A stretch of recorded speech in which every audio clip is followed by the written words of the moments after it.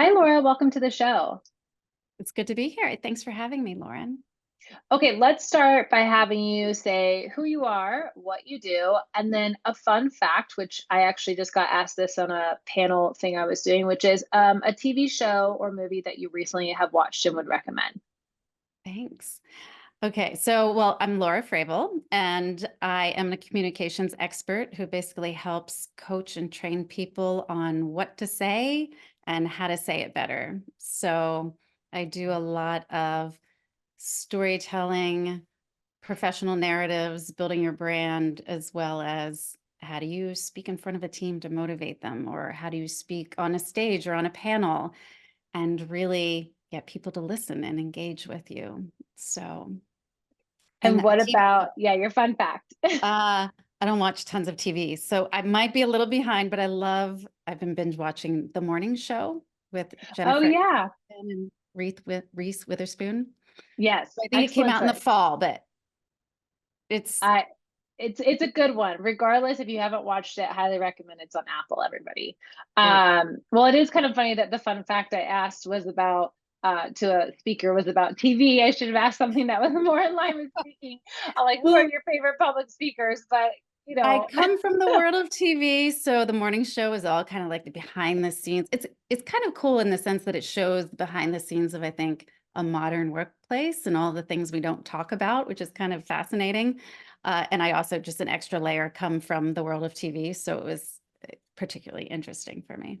what's crazy about your comment is that basically what we're saying is most modern workplaces are a little toxic and manipulative, and like which is not untrue either, right? Yeah, Sadly. it's makes for good TV. Just a little Yeah, drama. exactly. Exactly.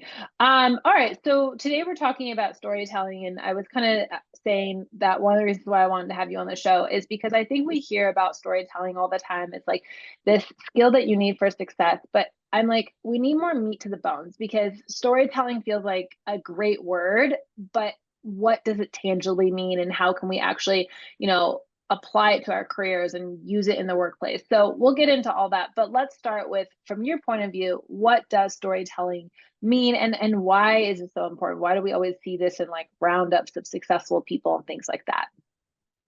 Oh, storytelling is just so powerful. And I mean that in a really authentic way when we use it in a very authentic way. So story is what gives us like it enables us to be remembered more and our value remembered more. It's what gives us more influence. It's just honestly what can create your most powerful voice, most powerful impact in what you do and what you want to be doing, fulfilling.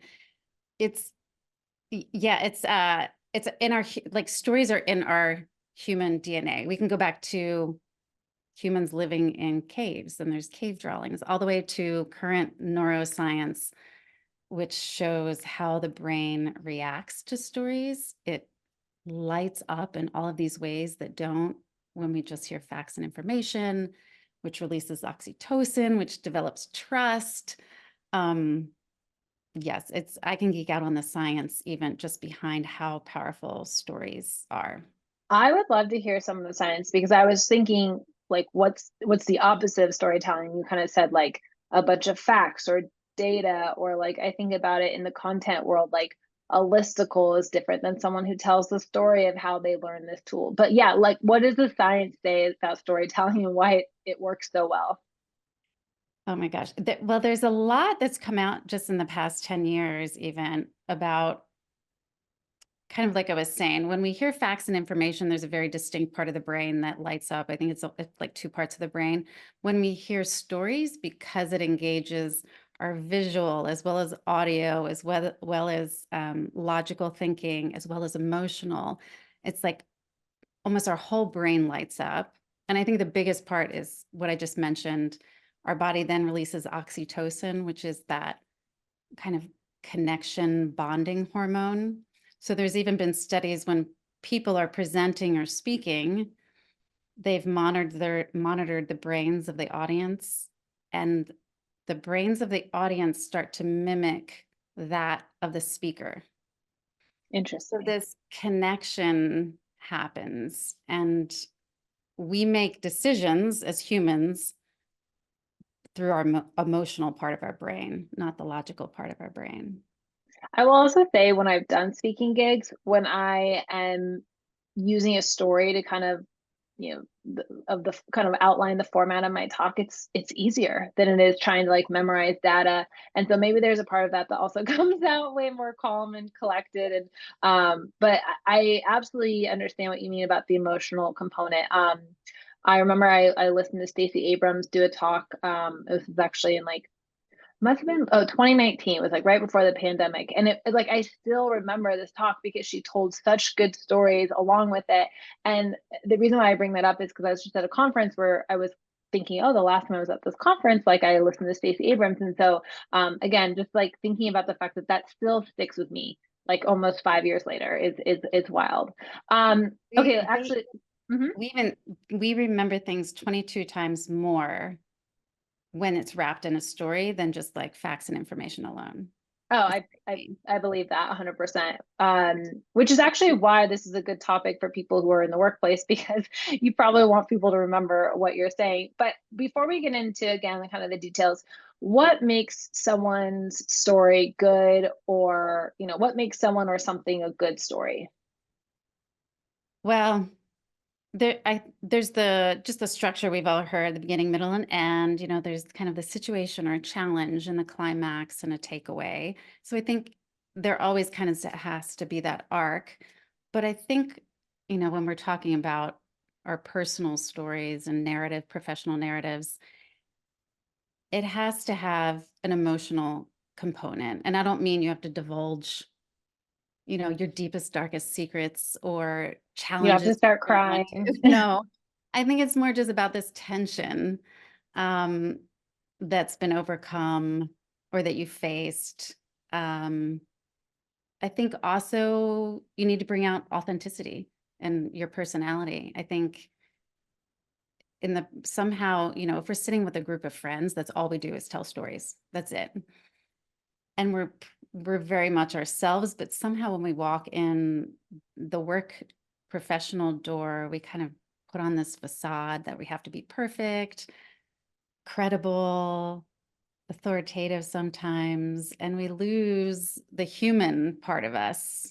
So I think in a professional sense, it's really important to bring out the human aspect. Yeah, absolutely. Okay, well, let's talk about that because I think often in a job search, telling a compelling story is more important than being sometimes the most qualified person in the room. Like I've definitely have seen this happen where the most qualified people or person didn't get the job because someone else was better at conveying and telling their story. So I guess, you know, why is that? I guess we've already kind of talked about why it was maybe more compelling, they remember it. But how can we become that person in especially in the job search process right now? I think so many people are, it's competitive, it's tight, it's not a normal job market. Absolutely. And I think it is those people who are telling stories that are getting noticed because anybody can talk about, oh, I'm good at budgets and strategic planning and, you know, but it's those who actually tell a story of how they applied or the impact that those skills brought are really the ones who I think stand out. And I can give you, I had a recent client who was up for a really big promotion and she had to go through the whole interview process, just like outside candidates. And it was, you know, some of the things that were coming at her were, well, what are your weaknesses? Or what do you still need to improve? Which, we all hate that question and we know we should be vulnerable, but she was dealing with she was dealing with a pretty big position, high level position. And she's like, well, I'm not really that good at big budgets. And I was like, no, don't say that. Think of it as not a weakness, but a strength with room for improvement. So, and instead of just saying, well, I haven't dealt with many big budgets, say, while I've dealt with $500,000 budgets in my current role, and I've really mastered that, I'm ready to now take on cross-departmental $2 million budgets. So like tell the story of where you were or where you're at. It's not zero, $500,000, $500,000 budgets, and tell the story of where you want to go and you're excited about going. Yeah, it's like you can visualize that in your head too. Yeah. Um, I had another client who I think we tend to use a lot of jargon, especially in certain positions. There was another client who she had her whole bio describing her as, and I'm not even sure if I can remember it, senior rewards director across Asia, Americas, and Europe. And it was so many acronyms, I had no idea what she was even talking about. So that's the other thing about making it more human. And she changed it completely up. By the end, we had her saying, I'm not your typical compensation benefit director. This is like in the HR realm in a big corporation. I've worked in, 40 countries across the globe, and I'm oddly passionate about it. I believe that if a company doesn't get their rewards, their compensation, program correct, this is what will happen. So it's really showing up more human, showing some of your passion. Where are you? Where do you want your career to go? That's the other big thing is we tend to tell the story of where we've been and the career we've had instead of focusing on the career where we want to go and how our past experience supports where we want to go. Yeah, I think that you're absolutely right. We focus so much on here's all the amazing things I've done in the past, which is why you should hire me. And that can be, I think, very intimidating for people who maybe don't have that past experience. And maybe this is the whole comment about like sometimes the most qualified person doesn't get the job is because they're very focused and relying on their past versus the future of them and their future potential. So that's a really good point. What is your process? Like if someone's working with you, you mentioned you have some clients. What's your, I guess, without telling us everything, obviously, but what is your process for becoming a more effective storyteller? Is there, a 1, 2, 3 step process we can follow? Like what does that look like? I think that the most powerful thing, and talking kind of in again, the professional sense of telling your professional story, job searching, wanting that promotion, making sure your supervisors know your value. I think the number one best exercise you can do is write down your skills and experience, put in one column, what you're great at. And then in the next column, think of a story that exemplifies that you can tell. Yeah. So, I'm great at developing creative campaigns. Okay. What's what's one time that you did that, or even were a part of a team that did that? It doesn't have to be incredible, high achieving, reaching accomplishments if you're at the beginning start of your career. Yeah, I was actually thinking about, we often tell people to keep a smile file, like keep a list of achievements. You could start keeping your list of achievements and then, create another column wherever you're doing this and like include the story that goes with it. I often find, I think, especially when you're job searching or trying to pitch yourself for a promotion, you can very easily draw a blank. You're like, I have no stories, I haven't done anything. Like this is the first reaction, right? And so I was doing something the other day, and we actually have an article on Career Contessa. I'll put it in the show notes, and it's all about the power of story circles and how you can actually create one story circle and it turns into 6 or 7 different stories. And so I think that's also what you're saying is like try to think of a few stories because they can actually be used in a lot of different ways. And oftentimes, I think we just it's so easy to forget when you reach into your pocket to try to find the story. So maybe we start telling people as part of your smile file, also start keeping a list of really good stories. I love to always tell the story of how so we have something on our website called the Salary Project, and it's an anonymous salary database. And when it went live, we had already had something a little bit before that, but when it went live, it basically broke the website because it was mentioned on Good Morning America. But the Wow. story of how we got mentioned on Good Morning America that I love to tell is I barely got this meeting with Rebecca Jarvis. She's a big time Good Morning America anchor. I was on my way to the airport. They said, you have 15 minutes. I turned the car back around. I wasn't driving. I was in an Uber in New York. But anyway, he got me there. I was like, just wait. It's gonna be 15 minutes. I gave her the information. I pitched her on it. She said maybe she'll mention it on Monday. I was like so thankful. I almost missed my flight. I've never ran through the airport so quickly in New York. And I was like, oh my gosh, I probably like I definitely like shaved years off my life. I was so stressed. But she mentioned it on Monday and it broke our website. And I always tell this story because and the reason why I just remember it so well, mostly because I was sweating so much, but also I remember it so well because it's like it is it has emotion, it has a storyline, it has the challenge, it has its happy ending. And I'll be honest, that one's really easy to recall, but I have a bunch of stories that are smaller than that. Obviously, they can't all be that big, that are hard to remember at times. And so I Yeah, like your tip about like start by writing down, and maybe you go down the job description, you think about, okay, this is the responsibility or the strength they're asking for. Now try to think of an example, right? absolutely. Yeah, because that's the whole thing is we don't, I think it's so natural to us when we're sitting around with a group of friends, having a glass of wine or drinking coffee, and it's just the stories flow, but we don't take the time to think of the stories in our professional life that really exemplify what we've done, where we've come. We also tend to focus on the negative things. We tell Mm, stories a lot of the bad things or toxic things.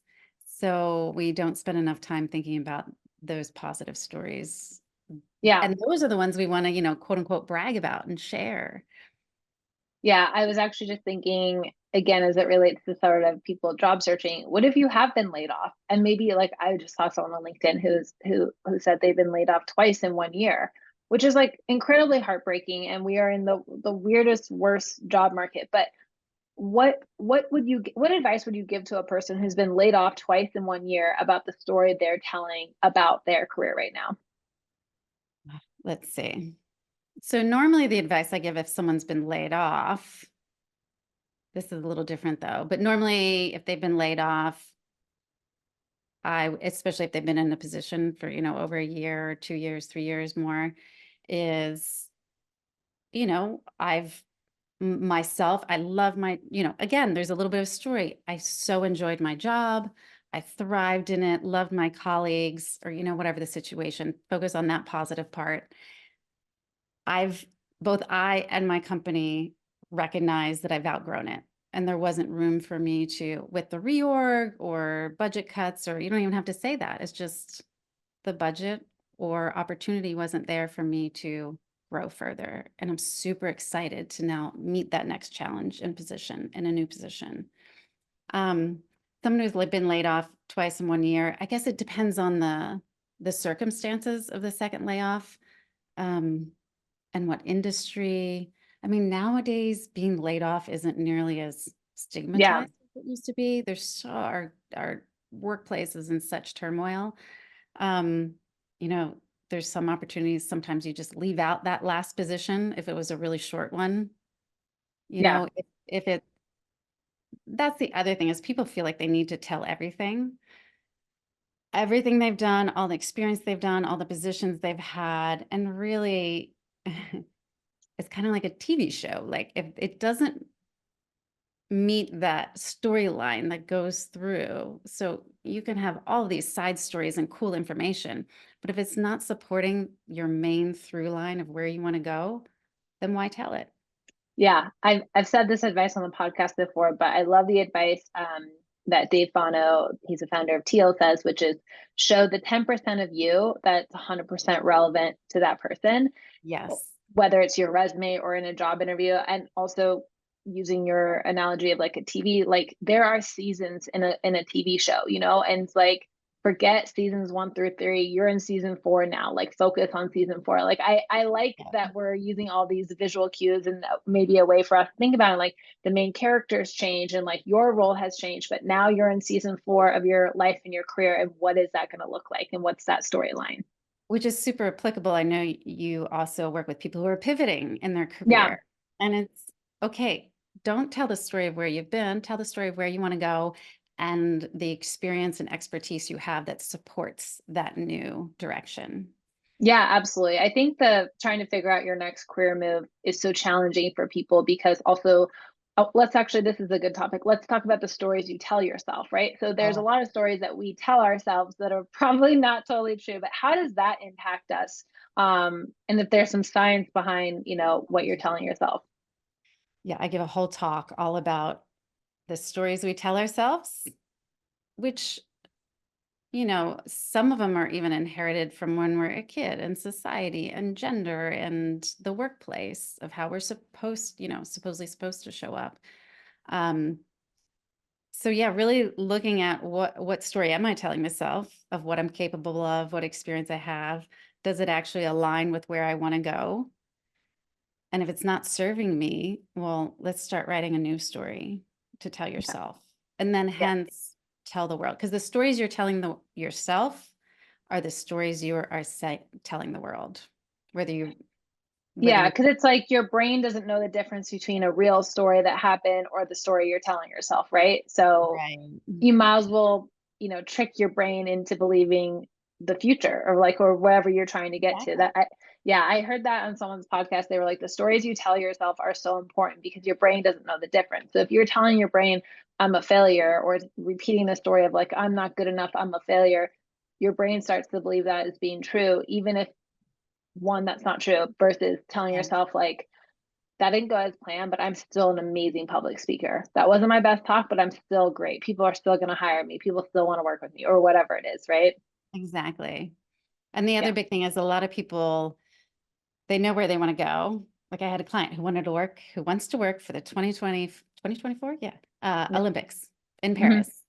And it's, well, if you don't put it out there, how are you going to get it? There's Yeah. also really, it sounds so simple, but people really hesitate in putting out into the world what they don't have yet. Yeah. Um, Superstition, right?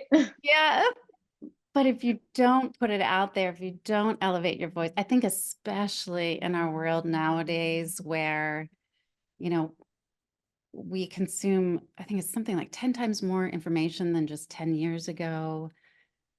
There's, AI, anybody can sound like an expert with AI. Like you Yeah. can write a great speech, social posts, and sound like an incredible expert. But what's going to get you noticed is those Yeah. stories. It's your personality. It's your own personal perspective.